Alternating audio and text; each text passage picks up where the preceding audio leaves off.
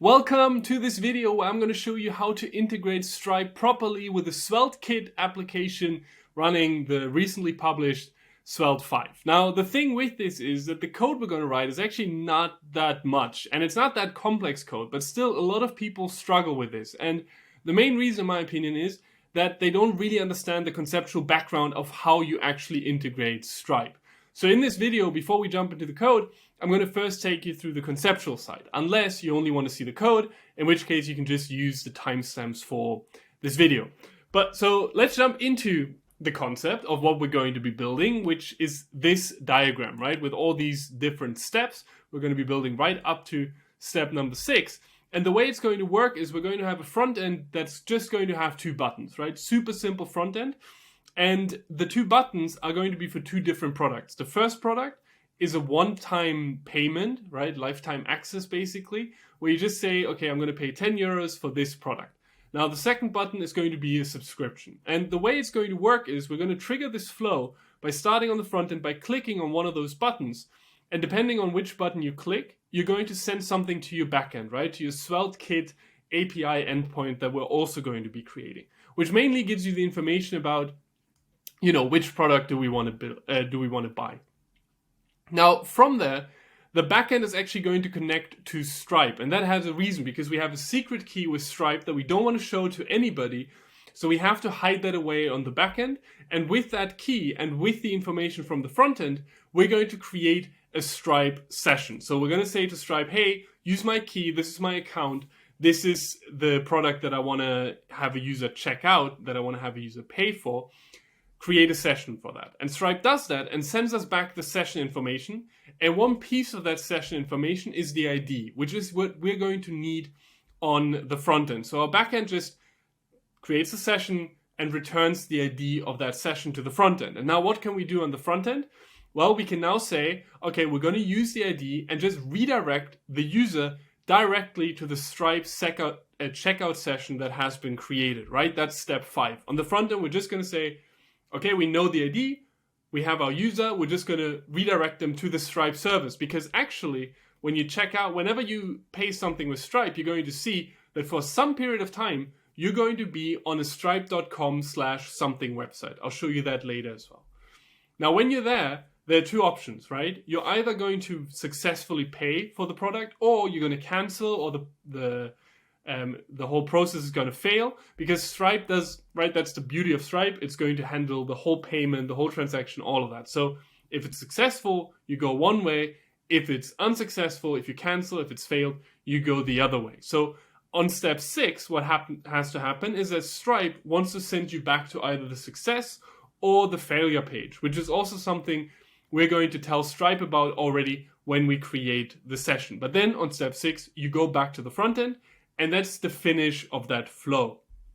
Now, you see that there's a step 7 here, which is basically just listening to webhooks from Stripe. That means we can set up something up that Stripe informs us when they see a certain event happening, like a purchase of a book. So in my Udemy course, what I do is I say, okay, when you pay, I'm going to get an event from Stripe, and then I'll send you the PDF of whatever I just sold you to your email, right? So if you want to see that, you can check out my Udemy course, or you can also put a comment here below and say, hey, you want to have a tutorial about that as well.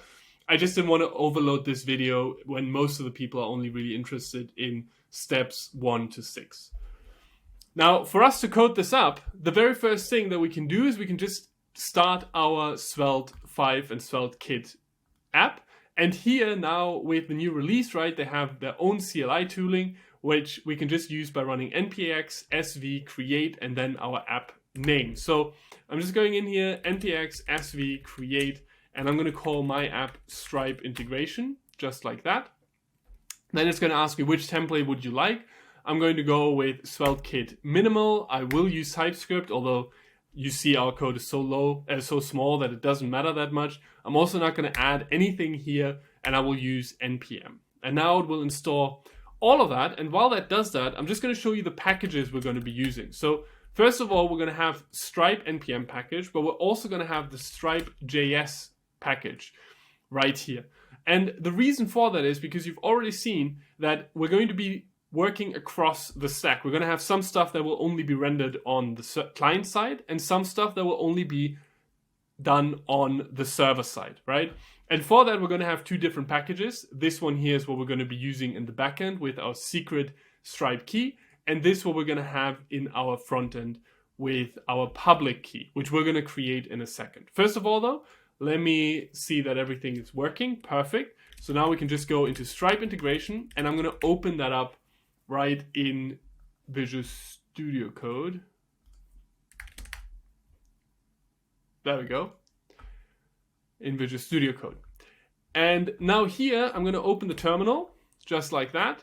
And I'll first run my install. So I'm just going to say npm I Stripe, and then also @stripe/stripe.js. And while that does it, I'm just going to create some VS Code settings for me so that you can actually read better what I'm doing here. Let me just paste it in from here. Perfect. There we go. So this should be better. Cool. The packages have been installed. Now the next step for us, so that we can just focus on code, is first of all to actually create our API keys and work with Stripe. So you have to create a Stripe account. I'm not going to run through that yet, but you can basically just sign up however you want to. And then you're going to see something like that. Usually you have to create an account in here. So I'm just going to do that with you.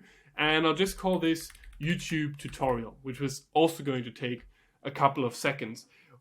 If you do this for the first time, it's going to ask you to activate your account. You don't have to do any of that. We're going to be running all of that in test mode unless you have some product that you actually want to sell. You can do all of that stuff later. For now, we're just concerned with this running.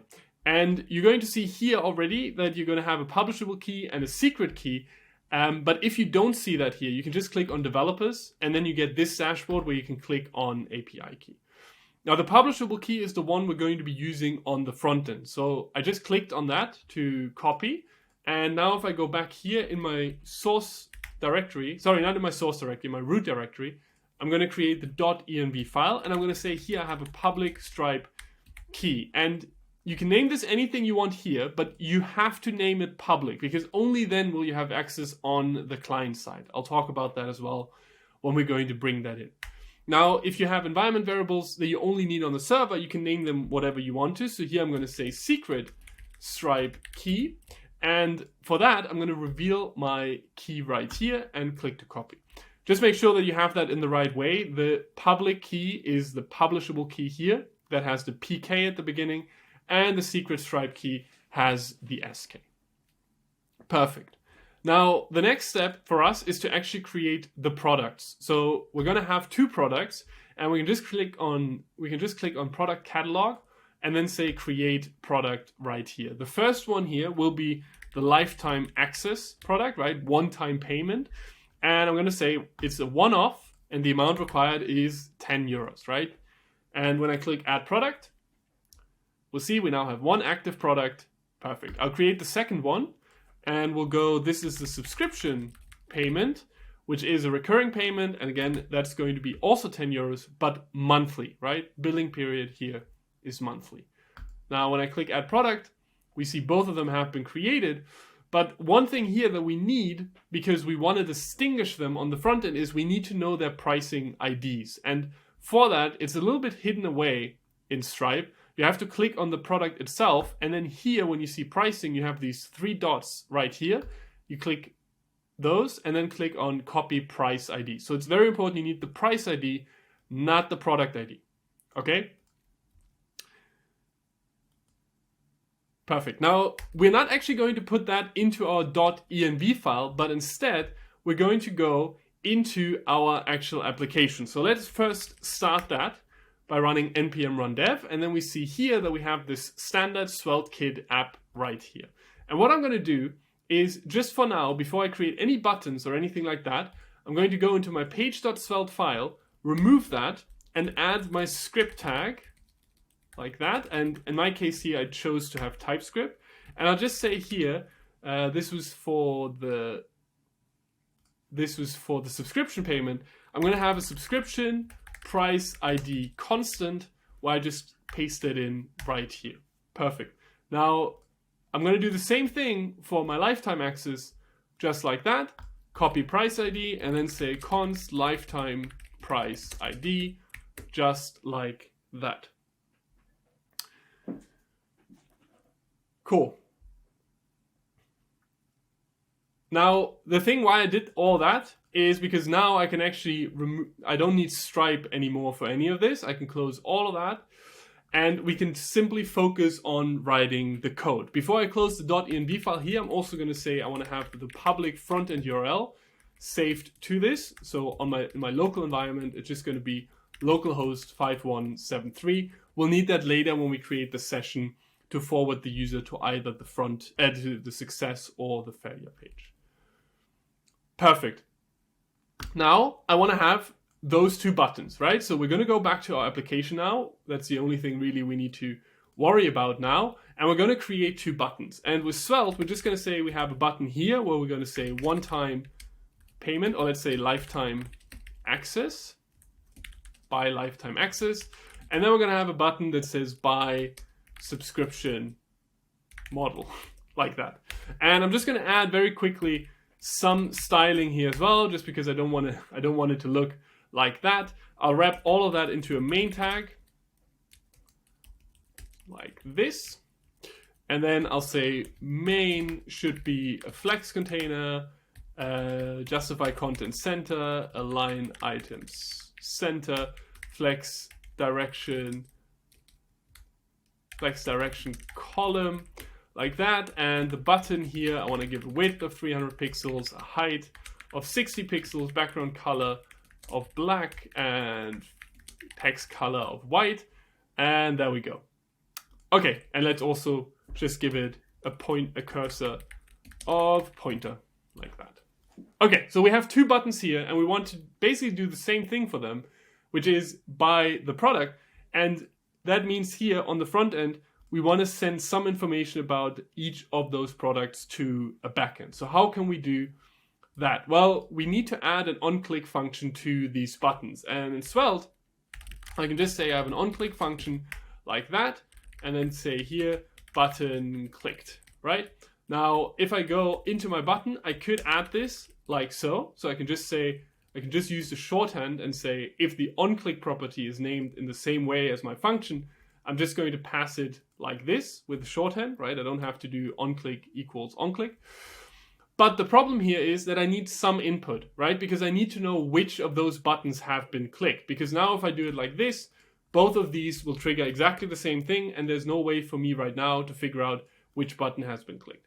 We could do like an event, and then we figure out the target, and then we get the inner text and so on. We're going to make it simpler. We're going to say here that our on-click function is going to get an isSubscription boolean right here, which also means, unfortunately, I can't use the shorthand, but instead I'll use a throwaway function here and say on-click, and the lifetime access is not subscription, so we're going to say that's false. And then here we're going to say the on-click, very similarly, is a throwaway function that calls the on-click, but we want to have it as subscription, is subscription set to true. Just like that, and then don't forget the closing curly braces. Perfect.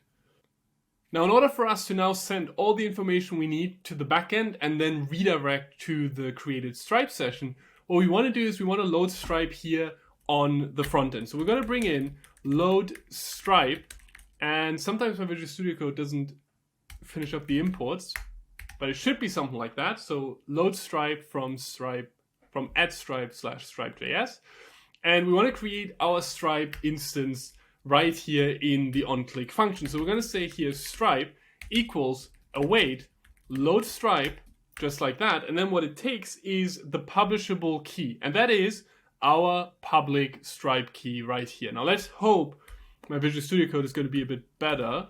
So we're looking for the public Stripe key, just like that, and that we can import from $env static public, right? That's what Svelte gives us directly whenever we put anything in a .env file, which is really nice, right? So we can just plug that in to say, here is our public Stripe key. With that, we're going to create this Stripe instance. And that is something we have to await because we're actually communicating to Stripe already, which means our whole function here needs to be asynchronous. But now we're actually not going to do anything with this right now, because the first thing we want to do is send the information to the backend. So we're going to use the fetch built-in library, and we will have to wait, right? When we make a request to the backend, that will take a moment. And what we want to send this is to API/checkout, just like that. And that is literally just going to hit localhost 5173/API/checkout, which is something that we haven't created yet, but we'll do soon. But first of all, let's do the actual object that we're going to send there. So what we need to tell fetch is what kind of method should we use. In that case here, that is a post method. The headers is going to be of content type application JSON, just like that. And then we'll also have to add in the body here. And the body in fetch will have to turn into a string. So we're just going to say, hey, take a JavaScript object and then stringify that so that we get the proper, so we get basically proper string that we can work with. Obviously, if you don't like all of this stuff, you can also use Axios if you find that easier. We're just trying to make a request here. But our object, or the information that we want to send, is first of all the price ID, and that will be depending on whether subscription is true, right? Because if it's true, we want to use this price ID right here. So we're going to do that, subscription price ID, and otherwise we're going to use lifetime price ID. And the second thing is that we want to give it the mode, which in our case here again is going to be dependent on subscription or not. If it is subscription, we're going to say subscription, otherwise it will be of mode payment, just like that. And now if we click on the button, what we should see is we should get an error, because it should tell us, hey, there's no route there. So let's go back here, let's open up the console, and let's just click on the buy lifetime access button. There we go. And it tells us not found, right? So let's create that, right? Because right now we can't communicate with anything because we don't have any endpoint. So in our routes folder, we're going to create an API folder. In there, we're going to create a checkout folder. And in there, we're going to create a server.ts file. Now, if you've never created any endpoints in SvelteKit, there's no problem. It's really simple. The way it works is that you basically just define the function that should handle the given request. So I'm just going to say here I have an async function, and the name for this function will be dependent on the kind of request you want to handle. So in my case, I want to handle a post request. And in that case here, and we could just do it like this, in that case here, what Svelte gives me automatically is that in here I'm going to receive some kind of event. Okay, that's what's coming in here. And I can destructure off that the request. And what we can do just to show that all of this is working is I can first just log out the request right here and then return, and in any kind of API endpoint in SvelteKit, you have different kinds of utility functions you can use for returning specific types of data. In our case here, I want to return a JSON, and I just want to say success true for now, just like that. Because now what should happen is if I click that button, it should hit this endpoint, right? Our front end should hit that backend endpoint. Right now, it's not doing anything, so all of this is not happening. But we should log out the request, and we should then return, right now, a success true value. So let's refresh here, click on buy lifetime access. If we now look into our network tab, okay, let's do it again. Here, we get success true, and on the other hand, here, we get logged out the request. Perfect. Now, what is the information that we're actually interested in? We really want to see the request body, right? The data that is coming with that request. So we can just go here and say request body equals request.json, like that. And then we can log out the request body here as well to see what's actually coming through from the front end. So once again, I'm going to click on buy lifetime access. Wow, there's been a lot of stuff going on, but I think that was my add-ons. Perfect. So here we see now the price ID and the mode. If I click on buy subscription model, we see the other information coming in. Perfect. So we can now use that information to instantiate our Stripe session. And for that, we're just going to create our Stripe session like that, but we're just going to do it outside of the post request here. So I'm going to say const Stripe. And by the way, if you see me glancing over, that is because I've coded all this up before using the Stripe documentation. And now I don't know this from the top of my head, right? You should usually always, or all of this stuff, you will find in that docs as well, right? And sometimes I have to check. So here we're going to say we're going to create a new Stripe instance, and that's coming from the Stripe module, the backend module. And here you're going to see that we need our API key. In this case, this is our secret Stripe key. And I'm bringing it in the same way as I did it on the front end, but this time from private, okay?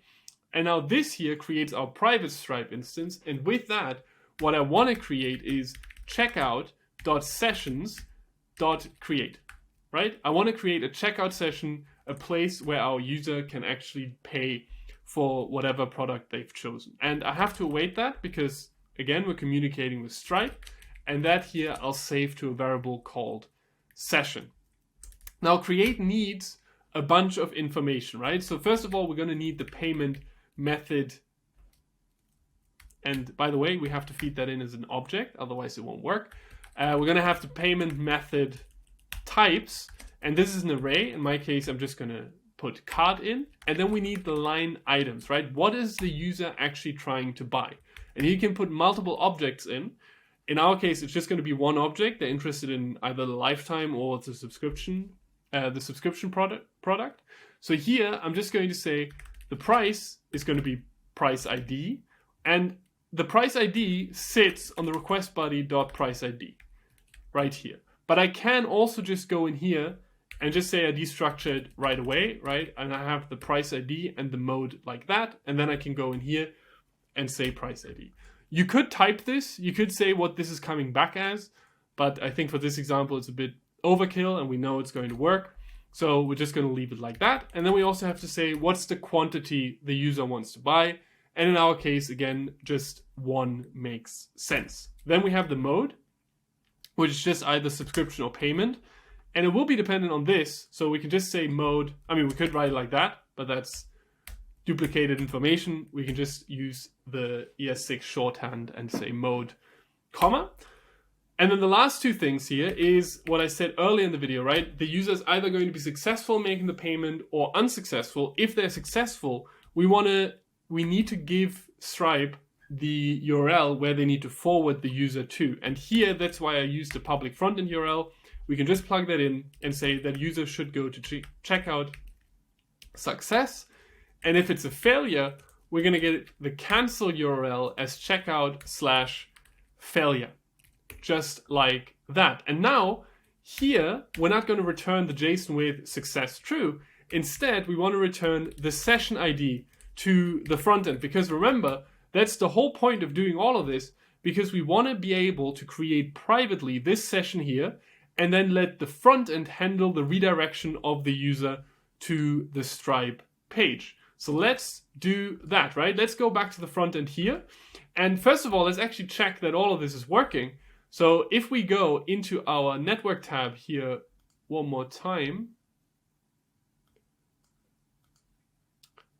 there we go. I get rid of all of that, like that. I say buy lifetime access. Now it took a couple of seconds, but now here we just created a Stripe session. And now the only thing I have to do on the front end is redirect the user to that session. So here, I'm going to now use the Stripe object. And here you see we have redirect to checkout.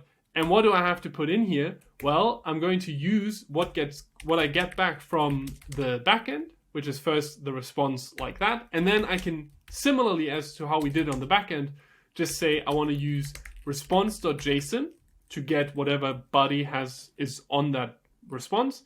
And now I would like to get the session ID from that response. And here I actually just have to feed that in as an object, right? So it basically looks like this, but again, I'm using the shorthand just like that. And then I'll await that, which now means that if I'm on the front end and I click on buy lifetime access, it takes a couple of seconds, but boom, now I'm actually on checkout.stripe.com. And this here is the session that we're actually using, right? That's the whole flow done up until step 5. The thing is now that if I, for example, cancel this thing, if I now click on back, I'm going to check out failure. So that doesn't exist yet. Okay, that doesn't exist yet, but we can create that as well, right? But otherwise, this is the whole Stripe integration Done. So what we're going to do now is we're going to first create the success and the failure page, and then we're going to try out this whole flow to make sure that it actually works. Now, to create the success page, we're going to keep it super simple. We're just going to go here and we'll say, well, we want to, actually, let's check here, right? We want to go into checkout success. So here in our routes, we'll create a new folder called checkout, and then a new folder called success. And then in there, we're just going to create a page.svelte file. And this is just going to be HTML. I'm going to say here, thank you for purchasing our product, just like that. And then, actually, that's all. All good. Like, we'll send you the confirmation email. Something like that. Okay? Now, on the other hand, in checkout, I can also have a failure route, and I'm just going to say page.svelte, and similarly, I'm actually just going to copy that. Payment unsuccessful.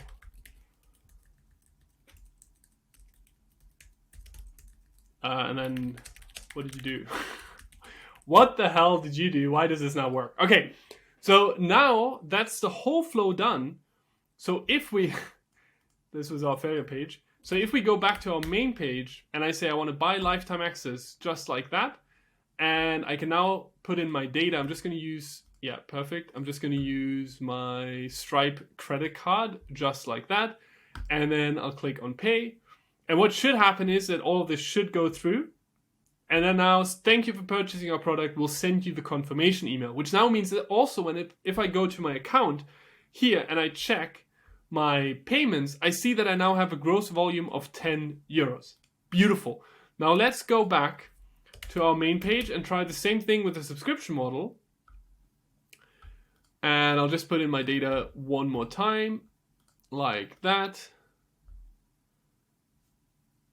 And now that also takes a couple of seconds. But now, beautiful, that also worked. If you want to, you can also pass back the price ID back to this, and then you know exactly what they purchased. But that worked, which also means that here in Stripe, we now have a gross volume of 20 euros. I don't know whether we see anywhere like the distinction between the products, but you can probably work that out. And the last thing here, just for the failure page, right? Let's say, boom, I click back, payment unsuccessful. What did you do? Perfect. And that's it, right? That's it.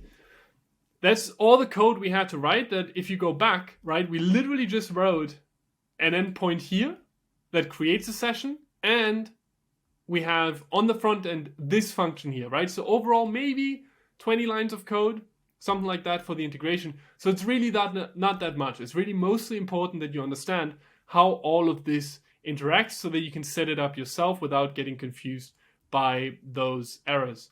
If you're interested in how we could do something like that, where we set up an email that actually messages you whenever you bought, like when a customer bought a product, and we can send them a confirmation email, right? Let me know in the comments, or check out my Udemy course. I have a whole course with Svelte 5 projects with a lot more cool stuff like that. It's in the description.